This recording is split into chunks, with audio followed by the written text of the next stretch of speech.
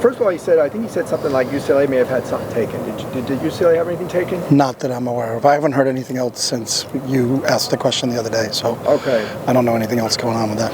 He also was basically saying that Colorado should be reimbursed for the losses. How do you feel about that? I don't know anything about it. I mean, I think it's tragic what happened, and something should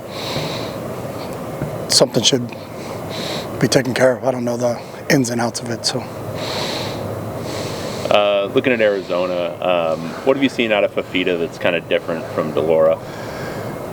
They're similar in that they make plays after the schedule is there, so they can make unscheduled plays, which makes them both really, really dangerous. Noah seems like he's got a really good grasp of that offense. Those are the quarterbacks that are always the most dangerous. Caleb Crosstown is the same exact way, is that, you feel like you've defended them, you've covered everybody, and then all of a sudden the play just keeps continuing to get extended. Jaden did that against us last year in last year's game, and Noah can do the similar thing, so I see that similarity with them. I think they both have a really good command of that offense. Jed and Jimmy do such a great job of coaching the quarterbacks down there that those guys really understand the intention of every play and do a really good job executing their plan. Are you preparing for both of them, that you don't know who you're going to face? They're the same quarterback in terms of, I don't think the offense changes. So when you look at the games, the play calls don't change. It's not like one guy's a runaround guy and the other guy's not a runaround guy. They both can beat you with their arms, and they both can beat you with their legs. And like I said earlier, their ability to make plays on the unscheduled plays, big plays on the unscheduled plays is a difficult thing to defend, and we have to prepare for that. So whether it's Noah or Jaden, containing the quarterback is a big deal this week. You've obviously gone a couple different ways with your quarterbacks this year, guys you obviously deeply care about. What are those conversations like when you're telling them, hey, we're going to go with somebody else this week at quarterback? What are those like? What do you tell them? Those guys, we're very straightforward and honest, and Ryan does such a great job with those guys. That room is special. I think they're all truly pulling for each other. They want what's best. They derive joy from other people's successes. They're the ultimate teammate in that situation, and they've all been fantastic, whether it was Dante or Ethan or Colin. When Colin makes a play, I remember watching in the Oregon State game when Colin got in the game and made a long run. I had to grab Dante off the field. He was celebrating so much because he was so excited for Colin. So, it says a lot about all three of those guys' character, is that they want what's best for the team and really derive joy when their teammates are having success. After kind of 5 years of getting really used to, as a play caller, what Dorian likes to do and what he's good at and how he can, manage the offense, has it been a challenge for you in terms of play calling with new quarterbacks, but also some with varying levels of experience, kind of trying to figure out what they do well? No, that's not the challenge. The challenge is the entire offense, because I think too many people put it on the quarterback. So the quarterback could be doing a great job, but if we don't protect him, then obviously the play's not going to be successful. Or if the line does a great job and the quarterback does a great job, but the receiver runs the wrong route, or the receiver drops the ball.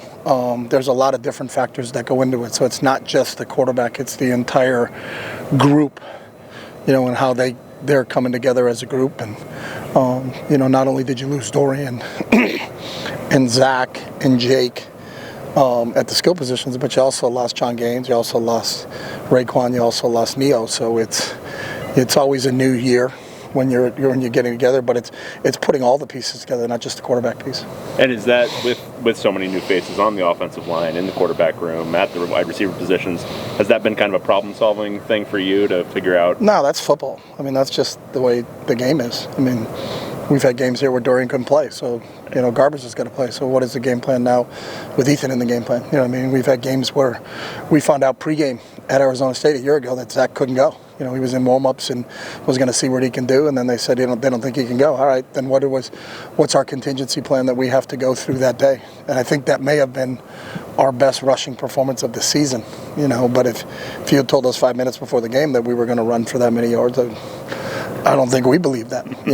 But that's just football. So everybody has to do it. The game of football itself is just a problem-solving deal, whether you're on offense or defense or whatever phase you're in. It's just, and then how the game unfolds, how it presents itself, You know, do you start off, does the game unfold the way you thought it was going to unfold, or did all of a sudden you find yourself down and you got to throw the ball more than you had planned on going into the game? All of that is just part of football.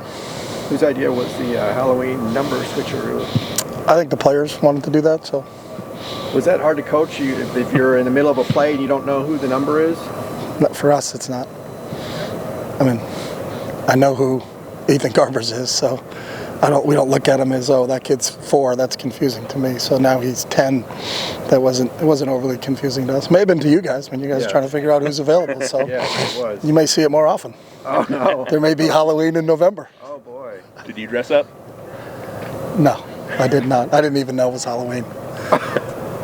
I thought Halloween was Saturday, so I don't. When do people celebrate Halloween? That's the part that I get confused with. So sometimes it's on the day, and then sometimes there were a lot of costumes on Saturday. That's why I got confused. So I thought it was when people came out in different numbers. I was like, why are they doing that? Then I had to be reminded it was. I didn't even know. I thought we were in November already. So our days get screwed up. I know what day of the week it is, but I don't know I couldn't tell you the numbers all that often. November so 1st. Today's okay, and I know it's Wednesday. So I'm good. I know it's Wednesday, but I don't. Sometimes I get caught up in the numbers. So my wife's good at reminding me of that, especially if there's important numbered days coming up. So We're good. We're good. we're good. Chip. All right, thanks, guys.